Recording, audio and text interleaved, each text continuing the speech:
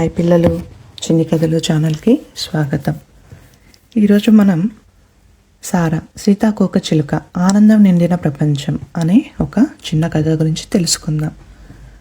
ఒక అందమైన పూలతో నిండిన మైదానంలో సారా అనే సీతాకోకచిలుక జీవిస్తుంది. సూర్యుడు ఉదయించగానే సారా పువ్వు నుంచి పువ్వుకి ఎగురుతూ తన అందమైన రంగుల రెక్కలను విప్పి ఆనందంగా అలా అలా కదులుతోంది. ఆహా, ఎంత అద్భుతమైన రోజు అని సారా అనుకుంది. ఆ మైదానంలో సారాకు చాలా మంచి స్నేహితులు ఉన్నారు.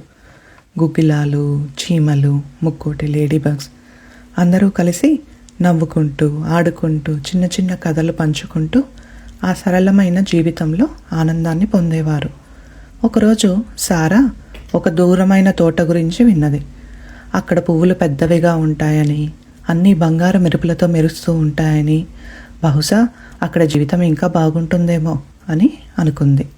ఆ తోటకు వెళ్ళి చూసేసరికి పెద్ద పువ్వులు ఉన్న స్నేహితులు లేరు, నవ్వులు లేవు, సంతోషం లేదు. సారా తన పాత మైదానానికి తిరిగి ఎగిరి వచ్చింది. అక్కడ స్నేహితులు ఆమెను ఆలింగనం చేసుకుంటూ స్వాగతించారు. ఇదే నా నిజమైన ఇల్లు అని సారా చిరునవ్వుతో అనుకుంది.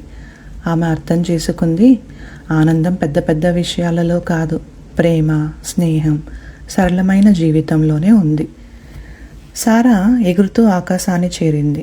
సరళమైన జీవితం, మంచి స్నేహితులు, నా రంగుల లోకం, ఇదే నిజమైన ఆనందం అని సారా ఆనందంగా అంది. సూర్యుడు బంగారు కాంతులు వెదజల్లుతూ మైదానాన్ని ప్రకాశింపజేశాడు. ఆనందం అనేది మన దగ్గర ఉన్న చిన్న విషయాలను ఆస్వాదించడంలోనే ఉంది.